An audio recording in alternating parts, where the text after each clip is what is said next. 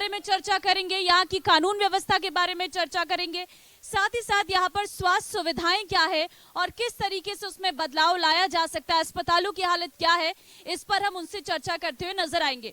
तो सबसे पहले मैं खास मेहमानों को बुलाती हूँ। ममता जी, डीएसपी इस वक्त हमारे साथ यहाँ जुड़ी है। मैम, आपसे रिक्वेस्ट करूंगी कि आप मंच पर आए। साथ ही साथ दीन मोहम्मद डीएचओ जो हमारे साथ जुड़े हुए हैं, सर आपसे रिक्वेस्ट करूंगी कि आप मंच पर आए।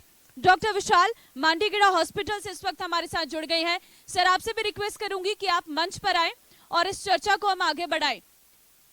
दीन मोहम्मद जी, अगर आप तक मेरी आवाज पहुंच रही है तो प्लीज आप मंच पर आए, इस चर्चा को हम आगे बढ़ाएंगे। डॉक्टर विशाल जी मंच पर आए और इस चर्चा को हम आगे बढ़ाएं, क्योंकि इस चर्चा में हम 3 विषयों पर चर्चा करेंगे। एक तो कानून व्यवस्था पर और कृषि पर, और साथ ही साथ हम इसमें चर्चा करेंगे किस तरीके से यहाँ पर स्वास्थ्य सुविधाएं हैं, उस पर भी हम चर्चा करते हुए नजर आएंगे। तो तीनों खास मेहमान हमारे साथ जुड़ गए हैं। सर, मैम आपसे रिक्वेस्ट करूंगी आप माइक ले लीजिए। ममता जी, आप ही से शुरुआत करते हैं। सबसे पहले मैं आपसे जानना चाहूंगी मेवात की कानून व्यवस्था क्या है? देखिए, कानून व्यवस्था बहुत अच्छी है। अभी रिसेंट ही इलेक्शन खत्म हुए हैं, तो उसमें भी हमारी जो प्लानिंग थी उसके हिसाब से हमने काम किया है और इलेक्शन बड़े पीसफुली और अच्छे तरह से कंडक्ट कराए हैं। और हमारा जो हमने प्लानिंग की थी, जो हमारा कम्युनिकेशन लेवल था वो काफ़ी बड़ा है और लगातार हम लोगों से मिलते भी रहते हैं, जो उनकी समस्याएं हैं उनको समझते हैं और उनका लगातार हम समाधान करते रहते हैं। ठीक है मैम, नेक्स्ट सवाल आपसे लेंगे, लेकिन दीन मोहम्मद जी अब आपके पास आती हूँ। कृषि के बारे में अभी कृषि मंत्री की तरफ से तमाम जानकारियां दी गई, तमाम तरीके की जो योजनाएं हैं सरकार चला रही, चाहे वो राज्य सरकार हो चाहे वो भारत सरकार हो। अगर हम इन योजनाओं की बात करें, जनता तक ये कितनी पहुंच पा रही है? कैसे देखते हैं आप इन योजनाओं के बारे में, और मेवात की जनता इसका कितना लाभ उठा पा रही है? सभी किसान भाइयों को मेरा बहुत बहुत सलाम, नमस्कार, सत श्री अकाल। मेरा नाम डॉक्टर दीन मोहम्मद है। मैं जिला उद्यान अधिकारी नूहू हूँ और आप लोगों की सेवा के लिए मुझे सरकार ने यह तैनात किया हुआ है। अगर आप बागवानी की कोई स्कीम लेना चाहते हो और बागवानी पे काम करना चाहते हो, जैसे माननीय मुख्यमंत्री जी ने अभी बताया थोड़ी देर पहले, तो हमारा विभाग, हमारी सरकार आपकी सेवा के लिए हमेशा सदैव तत्पर रहती है।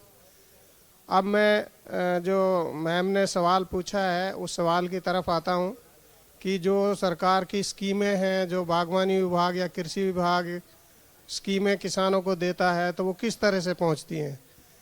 हमारी जितनी भी मेजर स्कीम है उन सब स्कीमों को हेडक्वार्टर लेवल से पंचकुला के सतर पे विज्ञापन दिए जाते हैं बड़े बड़े अखबारों में, और उसके बाद जिला सतर पे हम रेगुलरली जैसे जैसे जिस चीज़ का सेशन आता है, सीजन आता रहता है, हम उनकी न्यूज़पेपर्स में न्यूज़ पब्लिश करवाते रहते हैं, एडवर्टाइजमेंट करवाते रहते हैं। और हर फील्ड में, हर ब्लॉक में हमारे ब्लॉक ऑफिसर्स हैं और कम से कम 4 से 5 वहाँ फील्ड ऑफिसर्स हैं, और उसके साथ साथ ही हमारे हॉर्टिकल्चर वर्कर्स हैं, माली हैं, जो किसानों के साथ लगातार संपर्क में रहते हैं और जो भी किसान इन स्कीमों का फायदा sir, sorry to interrupt you, सवाल ये है कि मेवात की जनता आपसे कितना जुड़ पाती है? क्या ये आपके पास पहुंचती है इन योजनाओं के बारे में जानकारी लेने के लिए? क्या आपकी तरफ से कोई स्कीम्स चलाई जाती हैं, जागरूकता अभियान चलाया जाता है कि कृषि के क्षेत्र में ये नया आया है, आप इस ओर अपना कदम रखें? हम जो आप सवाल कर रहे हो उसी की जवाब देता हूं कि मेरी कोशिश होती है कि जनता दफ्तरों के चक्कर ना लगाए, जनता अपना समय बर्बाद ना करे, जनता अपना किराया भाड़ा खर्च ना करे। इसीलिए जितना भी हमारे ब्लॉक ऑफिसर्स हैं, सुपरवाइजर्स हैं, उनको हम किसान के खेत पे भेजते हैं, किसान के घर पे भेजते हैं, और जो स्कीमें हैं ऑनलाइन जो अप्लाई करनी है वो हमारे कर्मचारी और अधिकारी जाके खुद वहाँ ऑनलाइन करवाते हैं उनकी स्कीम पोर्टल पे। और हमारी सारी स्कीम ऑनलाइन है, ऑफलाइन कोई स्कीम नहीं है। और जब जो सब्सिडी का तरीका है वो भी फिजिकल वेरिफिकेशन के माध्यम से सीधा किसान के खाते में पैसा आता है, कोई मटेरियल हमारी तरफ से नहीं दिया जाता है। तो किसान अपने स्तर पे जो भी स्कीम लगाता है उसकी फोटोग्राफी करके, उसकी जियो टैगिंग करके उसको पोर्टल पे रिकमेंड किया जाता है और सीधा हेडक्वार्टर से किसान के खाते में अनुदान राशि आ ठीक जाती है, है। उम्मीद करती हूँ यहाँ पर बैठे किसान दीन मोहम्मद जी की बातों को बहुत गौर से सुने, क्योंकि वो आपके लिए जो स्कीम्स हैं उनके बारे में बता रहे हैं और किस तरीके से वो ऑनलाइन माध्यम से आपको मिल सकती है उसके बारे में भी वो चर्चा कर रहे हैं। आपके पास लौटूंगी डॉक्टर विशाल जी। मैंने एक समस्या यहाँ पर सुनी है कि अस्पताल है लेकिन उन अस्पतालों के अंदर डॉक्टर्स नहीं है, वो सुविधा जो यहाँ के लोगों को मिलनी चाहिए वो नहीं मिल पा रही है। अगर मैं देखूं एनसीआर के टच में आता है मेवात, लेकिन बावजूद उसके यहाँ पर ऐसी स्थितियां क्यों उत्पन्न हो रही हैं? क्या कारण मानते हैं इसके पीछे आप? जब से नूह जिला को महत्वाकांक्षी जिला घोषित किया गया है तब से हेल्थ सुविधाओं में बहुत ज़्यादा इम्प्रूवमेंट हुई है। आज से तकरीबन 5 साल पहले हमारे यहाँ पे जो इंस्टीट्यूशनल डिलीवरी थी, यानी कि जो डिलीवरीज हॉस्पिटल में होती थी, वो सिर्फ 40 से 45% थी, लेकिन आज के दिन ये हमारी 85% से ज़्यादा हो चुकी है। और इस बात का जो है प्रधानमंत्री जी ने खुद इस बात का प्रशंसा नूह जिले की थी। तो इम्प्रूवमेंट तो बहुत ज़्यादा हो रही है। हाँ, ये बात भी सही है कि भी इम्प्रूवमेंट के जो हैं और भी बहुत सारे इम्प्रूवमेंट होने के बहुत सारे एरियाज़ भी बाकी हैं। सरकार ने बहुत सारे डॉक्टर्स, इसमें बहुत सारे हेल्थ इंफ्रास्ट्रक्चर में बहुत इन्वेस्ट किया हुआ है। तकरीबन आज हमारे पास जो भी सारे डॉक्टर्स की पोस्ट हैं तकरीबन सभी भरी हुई हैं। मेरे ख्याल सिर्फ 5-6 पोस्ट ही बस खाली हैं। तो ये कहना तो ठीक नहीं है कि भी डॉक्टर्स नहीं है। डॉक्टर्स की हमारे पास काफ़ी, जितने भी डॉक्टर्स की पोस्ट हैं वो तकरीबन सभी की सभी भरी हुई हैं। और हेल्थ इंफ्रास्ट्रक्चर में और हेल्थ सुविधाओं में काफ़ी इम्प्रूवमेंट भी हो रहा है। ठीक है, ये अच्छी चीज है, अगर क्योंकि हेल्थ एक ऐसी चीज है जो मूलभूत सुविधा है। अगर इंसान बीमार होगा और उसे अस्पताल में डॉक्टर मिलेगा तो वो ज्यादा खुश रहेगा। ममता जी, क्योंकि यहाँ पर कानून व्यवस्था के बारे में ये कहा जाता है कि जो युवा है वो आसपास के जो क्षेत्र हैं वहां पर जो क्राइम रेट है वो बढ़ा रहे हैं। युवाओं का ध्यान रोजगार की तरफ या फिर पढ़ाई की तरफ लाने के लिए पुलिस का बहुत बड़ा रोल होता है। पुलिस किस तरीके से जागरूकता अभियान चलाती है कि ये क्राइम ना बढ़े, खासकर इस नूह जिले में, क्योंकि एनसीआर के टच में है और पंचायत चुनाव में कई जगह पर ऐसी घटनाएं भी सामने आई थी जिन्हें रोकने की आपने पूरी कोशिश की थी, लेकिन क्या ऐसा हो सकता है कि यहाँ पर जो क्राइम है उसे खत्म किया जाए? देखिए, इसमें लगातार हम लोगों को जागरूक भी करते हैं। जैसे मॉर्निंग के सेशन में एसपी साहब ने बताया था कि साइबर अवेयरनेस हम लोग प्रोग्राम कराते रहते हैं, ना ही वो साइबर रिलेटेड क्राइम्स करें और जो उनके साथ रिपोर्ट हो रहा है तो उसको रिपोर्ट करके वो भी उसके खिलाफ भी एक्शन लें। और बहुत सारे ऐसे और भी एरियाज हैं जहां एक्चुअली हम लोग पंचायत और सरपंच जो पंच है उनके साथ बैठ के भी काफी बातें करते हैं। हमसे लोग मिलने आते हैं तो हम उन्हें भी यही समझाते हैं कि जो आपके एरिया में ऐसे क्रिमिनल्स हैं और जो ऐसे लोग हैं उनको समझाएं ताकि वो ऐसा क्राइम ना करें, क्योंकि दूसरे जिलों से भी काफ़ी रिपोर्टिंग होती है, तेलंगाना दूसरे स्टेट से भी हमारे पास काफ़ी रिपोर्टिंग है। एटीएम चोरी की वारदात हैं, व्हीकल थेफ्ट है। तो और जो यहाँ पे क्रिमिनल्स हैं और वो सर्च करने आती हैं दूसरी पुलिस, तो हम लोग उनका पूरा सहयोग भी करते हैं ताकि हम लोग जैसे वो रिपोर्ट करते हैं कि मेवात जिले से ज़्यादातर क्रिमिनल्स बाहर जाके ये क्राइम अटेम्प्ट कर रहे हैं, तो हम कोशिश करते हैं उनको अरेस्ट कराने के लिए भी। और सरपंच और पंच लोगों से भी हम लोग की गुजारिश अब भी है और हम लोग लगातार इस पे कोशिश करते भी हैं कि ऐसे जो क्रिमिनल्स हैं आप हमें इंफॉर्मेशन दीजिए ताकि हम उनको अरेस्ट भी करें और आगे आप जो यंग यूथ है जो आपका, आप उनको समझाएं कि पढ़ाई की तरफ, खेलों की तरफ अपना ध्यान आकर्षित करें। और जैसे कि एक सुबह सरपंच जी बैठे थे, मुमताज जी, उन्होंने भी ये जिक्र किया था कि मेवात जैसे ज़िले में बहुत प्रतिभाएं हैं, स्टेडियम्स होने चाहिए, काफ़ी अच्छे खिलाड़ी यहाँ से निकल सकते हैं। तो बिल्कुल एक ये प्लेटफॉर्म भी बहुत अच्छा है। खेल एक बहुत अच्छा माध्यम है जो पॉजिटिविटी की तरफ लेके जाता है आदमी को, और खेल की तरफ अगर वो जुड़ेगा तो ऐसे क्राइम के लिए मेरे ख्याल से नहीं सोचेगा। एक और सवाल मैं अक्सर यहाँ पे सुन भी रही थी सुबह से, ये फेक केसेस, एक दूसरे के ऊपर फेक केसेस हो रही हैं, उनकी जांच होनी चाहिए तब जाकर उस पर कोई कार्रवाई होनी चाहिए। क्या सचमुच ऐसे मामले आते हैं आपसी झगड़े में, फेक केसेस आपके सामने? बिल्कुल, काफ़ी रिपोर्ट होते हैं फेक केसेस भी, और उस पे हम लोग काफ़ी बारीकी से इन्वेस्टिगेट करते हैं, साइंटिफिक तरीके से इन्वेस्टिगेट करते हैं। जैसे कि अभी पंचायत इलेक्शन में भी काफ़ी सारे रिपोर्ट क्रॉस केसेस हमारे पास रिपोर्ट हुए हैं, जो कि एसपी साहब के मार्गदर्शन में हर एक डीएसपी लेवल का अधिकारी उनको जांच कर रहा है उनकी, और बिल्कुल पारदर्शिता से उसकी जांच करेंगे। और जो साइंटिफिक एविडेंस जो हमें ये लोग दे रहे हैं, वीडियो है, फोटोग्राफी है, तो उसके माध्यम से जो एक्चुअल क्रिमिनल्स हैं उसको हम पकड़ने की प्रयास कर रहे हैं। ठीक है मैम। दीन मोहम्मद जी, क्योंकि हरियाणा एक कृषि प्रधान राज्य है, इसे कृषि के लिए सबसे ज़्यादा जाना जाता है, सबसे ज़्यादा बागवानी यहीं पर होती है, अलग अलग तरह के किसान यहाँ से एक मिसाल पेश करते हैं। लेकिन मेवात में क्या हाल है इस तरीके से खेती का, या फिर यहाँ पर अलग अलग तरीके से कृषि का? मेवात जो है हरियाणा में बरसाती प्याज उत्पादन में सबसे नंबर 1 है, क्षेत्र के हिसाब से भी और क्वालिटी के हिसाब से भी। और मैं आपको आपके माध्यम से ये बताना चाहता हूँ कि जब भी मेवात में प्याज की फसल ख़राब होती है तो दिल्ली एनसीआर में प्याज के भाव बढ़ जाते हैं। तो हमारे यहाँ प्याज बहुत अच्छी होती है, हमारे यहाँ गाजर बहुत अच्छी होती है, और हमारे यहाँ टमाटर बहुत अच्छा होता है। और जो माननीय मंत्री जी बता रहे थे कि हम लो टनल पे सब्सिडी देते हैं, तो लो टनल के माध्यम से लोग ऑफ सीजन के घिया, तोरी, खरबूजा, करेला वगैरह भी अच्छा करते हैं। और इस साल इस एरिया के, इस क्षेत्र की जलवायु को देखते हुए सरकार ने यहाँ जो स्कीम लागू करने के निर्णय लिया है उसमें खजूर सबसे अहम है।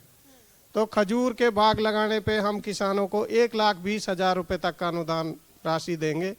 1 किले में 63 पेड़ लगेंगे। और मुझे उम्मीद है कि अगर हमारे किसान भाई हमारा सहयोग करेंगे, विभाग का सहयोग करेंगे, तो अगले 2-3 साल में हमें रमज़ान के महीने में खजूर कहीं और से नहीं लाने पड़ेंगे, मेवात के खजूरों से ही रोज़ा इफ्तारी हुआ करेगा। ठीक है। ऑर्गेनिक खेती, क्या यहाँ पर उसका चलन है? ऑर्गेनिक खेती की ओर यहाँ का किसान बढ़ रहा है? ऑर्गेनिक खेती हमारे यहाँ कुछ लोग करते हैं, लेकिन ऑर्गेनिक खेती में सबसे बड़ी समस्या आती है कि हम लोग कंज्यूमर्स को अवेयर नहीं कर पाते हैं। हमारा काम किसान को अवेयर करना है, और जो कंज्यूमर है उसको ये नहीं समझ आता कि ऑर्गेनिक खेती और इनऑर्गेनिक खेती के प्रोडक्ट में क्या कमियां हैं। वो डॉक्टरों के पास 1100 रुपये की ओपीडी की पर्ची तो कटवा लेंगे, लेकिन टमाटर 10 रुपये की जगह 20 रुपये किलो नहीं खरीदेंगे। अगर मेरा किसान ऑर्गेनिक खेती करता है तो उसके ऑर्गेनिक खेती के हिसाब से रेट नहीं मिलता है। इनऑर्गेनिक वाले और ऑर्गेनिक वाले कंज्यूमर की नज़र में सारे मिक्सअप हैं, इसलिए हम ऑर्गेनिक खेती को ज़्यादा बढ़ावा नहीं दे पा रहे हैं, क्योंकि उसमें थोड़ी पैदावार कम होती है। जब उसको रेट अच्छा नहीं मिलता है तो वो डिस्करेज हो जाते हैं, हतोत्साहित हो जाते हैं। ठीक है। डॉक्टर विशाल जी, अगर मैं यहाँ पर स्वास्थ्य सेवाओं की बात करूं तो क्या आपको नजर आता है जब से जिला बना है तब से इसमें कितना बदलाव आया है, खासकर स्वास्थ्य के क्षेत्र में? जैसे मैंने पहले भी बताया था कि बहुत बदलाव है। इंस्टीट्यूशनल डिलीवरी में ऑलमोस्ट हमने तकरीबन डबल से भी ज़्यादा अचीवमेंट कर लिया है। लेकिन जो एक सबसे बड़ा एरिया है जो अभी भी इस एरिया में, मेवात के ज़िले में रहता है, वो है फैमिली प्लानिंग का। मैं आपके चैनल के माध्यम से और जनप्रतिनिधियों के थ्रू मैं ये बात कहना चाहता हूँ कि मैं सभी जनता को फैमिली प्लानिंग के मेथड्स को जो ज़्यादा अभी तक नहीं पॉपुलेशन में रीच अप कर पाए हैं, तो वो उनके लिए एक अभी एरिया है जहाँ पे हमने ज़्यादा से ज़्यादा अभी अचीवमेंट करनी है। लेकिन हाँ, बहुत सारी चीज़ें हैं, जैसे जैसे उनका इन्फेंट मोर्टेलिटी रेट कि 1 साल के बच्चे की जैसे कम मृत्यु होती है, वो काफ़ी गिरा है रेट। मैटरनल मोर्टेलिटी रेट काफ़ी हमारा इम्प्रूव किया है, स्टेट के बराबर पे आ गए हैं। इंस्टीट्यूशनल डिलीवरी हमारी स्टेट के बराबर पे आ गए हैं। तो हेल्थ फैसिलिटीज़ में काफ़ी इम्प्रूवमेंट है। लेकिन हाँ, ये बात भी सही है कि आगे और इम्प्रूवमेंट करने की अपेक्षा भी बहुत ज़्यादा है। सरकार की स्कीम्स जो बनाई गई हैं खासकर स्वास्थ्य के क्षेत्र में, वो कितनी यहाँ की जनता को मिल पा रही हैं और जनता उसको लेकर कितना जागरूक है? क्योंकि आयुष्मान कार्ड योजना हो या फिर ऐसी बहुत सारी योजनाएं हैं जो भारत सरकार ने भी चलाई है, राज्य सरकार ने भी तरह चलाई है। आयुष्मान भारत योजना है वो जिसमें अंत्योदय फैमिलीज़ को इंश्योरेंस मिलता है, वो काफ़ी ज़्यादा पॉपुलर है यहाँ पर। गवर्नमेंट हॉस्पिटल्स में तो वो काफ़ी ज़्यादा चल रही है, लेकिन अनफॉर्चुनेटली प्राइवेट हॉस्पिटल्स यहाँ पे ज़्यादा ना होने की वजह से बहुत ज़्यादा प्राइवेट हॉस्पिटल्स वो नहीं दे पा रहे हैं ऐसे स्कीम। सिर्फ शायद 2 हॉस्पिटल्स ही हैं जो पूरे ज़िले में आयुष्मान भारत की स्कीम दे पा रहे हैं। लेकिन गवर्नमेंट हॉस्पिटल्स और मेडिकल कॉलेज है, वहाँ पर आयुष्मान भारत की स्कीम दे रहे हैं। JSY की एक स्कीम है जो सेंटर और स्टेट दोनों की तरफ से जिसका बेनिफिट मिलता है, वो यहाँ पे SC पॉपुलेशन और BPL पॉपुलेशन को दोनों को काफ़ी मिल रही है। तो सारी स्कीम्स का फ़ायदा तो काफ़ी लोगों को मिल रहा है, जो भी भारत सरकार की तरफ से और राज्य सरकार की तरफ से स्कीम्स का आ रही हैं। ठीक है ममता जी, एक और चीज है, ये साइबर क्राइम जो बढ़ रहा है, जैसे जामताड़ा एक आपने सुना होगा, उसी तरीके से मेवात में भी कहीं ना कहीं इस तरीके का ग्रुप बन रहा है, उसको लेकर आप क्या कहेंगी? देखिए, उसके लिए जैसे सुबह मॉर्निंग सेशन में एसपी साहब ने कहा था, हर एक पुलिस स्टेशन में साइबर डेस्क है हमारा, और जिले में एक साइबर पुलिस स्टेशन भी है, और लगातार जो ऐसे क्राइम्स हो रहे हैं, वो जो रिपोर्ट हो रहे हैं, उस पर अच्छे प्रकार से साइंटिफिक तरीके से हम लोग उसमें जांच कर रहे हैं, और जो भी उसमें शामिल पाया जाता है उसको अरेस्ट भी किया जा रहा है, और लोगों को साथ साथ जागरूक भी किया जा रहा है कि ऐसा जो यूथ है यहाँ का, कि ऐसा क्राइम ना करे, और जो क्राइम हो रहा है वो रिपोर्ट करे, ताकि हम लोग उसको टाइमली एक्शन लेके उस क्रिमिनल को हम लोग अरेस्ट भी कर सकें। क्योंकि देखिए, ये फाइनेंशियल बहुत अच्छे लोग, मतलब फाइनेंशियल सारे बहुत वेल बिल्ड नहीं है, लेकिन फिर भी जो जिसका पैसा जाता है वो बड़ा मुश्किल से कमाया होता है उस आदमी ने, चाहे वो 20,000 25,000 लाख रुपए है, तो बड़ा मुश्किल से कमाया है, तो हम समझ सकते हैं उनकी क्या तकलीफ होगी। तो हम लोग पूरा प्रयास करते हैं कि उस क्रिमिनल तक हम पहुंचे और उसकी जितनी से जितनी रिकवरी हो सके वो करा सकें। वुमेन सेफ्टी, कितनी सेफ्टी वुमेन्स के लिए है यहाँ पर, खासकर महिलाएं, आपको क्या लगता है कितनी जागरूक हैं, कितनी कंप्लेंट्स वो आप तक कर पाती अगर उनके साथ कुछ भी घटना हुई हो? देखिए, जहाँ तक महिलाओं की बात करें, मैं खुद जो मेरे पास अभी चार्ज है क्राइम अगेंस्ट वुमेन का ही चार्ज है, तो मैं खुद हर महिला से मिलती हूँ, जो भी कंप्लेनेंट आती है उसकी बारीकी से बात सुनती हूँ, कहाँ दिक्कत आ रही है उनको और क्या समस्या है जिसका हम समाधान कर सकते हैं। और समय समय पर हम लोग स्कूल कॉलेजेस में जाके, हमारी एक टीम है वो साथ में जाके जागरूक भी करती है कि आप लोग जो भी आपके साथ क्राइम हो रहा है वो ज़्यादा से ज़्यादा रिपोर्ट करें, और जो रिपोर्ट होता है क्राइम उसको जल्द से जल्द हम लोग क्रिमिनल तक पहुँचे और उसको क्रिमिनल को अरेस्ट करें। और काफ़ी जो मैट्रिमोनियल डिस्प्यूट्स हैं उसमें हम लोग कोशिश करते हैं कि उसके परिवार से काउंसलिंग कराई जाए, ताकि उसका घर बसाया जा सके। क्योंकि एक महिला के पास 2 या 3 बच्चे, जैसे फैमिली प्लानिंग डॉक्टर साहब कह रहे थे, 2 या 3 बच्चे उनके पास हैं, तो उनका क्या भविष्य है। तो हम लोग कोशिश करते हैं ज़्यादा से ज़्यादा केसेस काउंसलिंग के माध्यम से ही हम लोग सुधार सकें। एक सवाल थोड़ा आपसे हटके होगा, एजुकेशन आप कहाँ पर देखती हैं यहाँ का, क्योंकि आप डेली हर तरीके के लोगों से मिलती होगी, एजुकेशन को किस तरीके से डील करती हैं, कितना एजुकेटेड है ये मेवात? क्योंकि जितना एजुकेशन ज्यादा होगा, कहते हैं कि उतना क्राइम थोड़ा कम होगा। बिल्कुल, एजुकेशन की तो बहुत ज़रूरत है यहाँ पे। मेरे से जो भी लोग मिलते हैं, चाहे वो महिलाएं हैं पुरुष हैं, छोटे छोटे बच्चों को भी लेके आते हैं हमारे ऑफिस में, तो हम लोग उनको यही समझाते हैं कि आप इन बच्चों को यहाँ लाने की बजाय आप इसको स्कूल क्यों नहीं भेजते। क्योंकि एजुकेशन एक बहुत बड़ा अच्छा माध्यम है, आप अपने बच्चे का फ्यूचर बना सकते हैं। तो एजुकेशन की कमी तो है, इसमें इम्प्रूवमेंट की बहुत आवश्यकता है। ठीक है दीन मोहम्मद जी, यहाँ के लोग कहते हैं कि एजुकेशन की कमी है, अभी जैसे मैम ने भी बताया है, तो कितना यहाँ का युवा कृषि की ओर बढ़ता है? क्योंकि पहले के लोग तो अगर मैं कहूँ तो कृषि की ओर उनका ध्यान ज्यादा रहता है, लेकिन जब युवा जागरूक होंगे तो जो ऑनलाइन पोर्टल्स पर जो आप स्कीम बता रही हैं वो उन तक ज्यादा समझ में आएगी। कहते हैं ना कि बूढ़े बुजुर्ग ये कहते हैं कि हमें तो इस बारे में कोई ज्यादा जानकारी है नहीं, हाँ जो आज की युवा पीढ़ी है वो अगर इसको अच्छे से समझेगी तो कहीं ना कहीं इसका इम्प्लीमेंट और अच्छे तरीके से होगा। धन्यवाद मैडम, आपने बहुत अच्छा प्रश्न उठाया है। मैं बेसिकली मेवात से हूँ और मेरे दिल में भी इस चीज़ का दुख रहता है कि वे मेरे इलाके में एजुकेशन नहीं है। और मेरा पर्सनली मानना है कि अगर जो कौम, जो कम्युनिटी शिक्षित होगी, एजुकेटेड होगी, तो वो हर तरीके से तरक्की करेगी। हमारे लोग यहाँ इतना एजुकेटेड नहीं है, इसीलिए वो अपने अधिकारों को भी नहीं पहचान पाते हैं, मेरे दफ्तर में नहीं जाते, दूसरे दफ्तर में नहीं जाते। तो शिक्षा की यहाँ बहुत ज़रूरत है। और जैसे सुबह से मंत्री जी के, माननीय मंत्री जी के सामने भी प्रश्न आया कि यहाँ नशाखोरी हो रही है, तो मेरा मानना है कि अगर शिक्षित होंगे लोग, रोजगार उनके पास होगा, तो नशाखोरी की तरफ उनका दिमाग ही नहीं जाएगा, साइबर क्राइम की तरफ दिमाग नहीं जाएगा। और मुझे सबसे बढ़िया तरीका लगता है एजुकेशन देने का।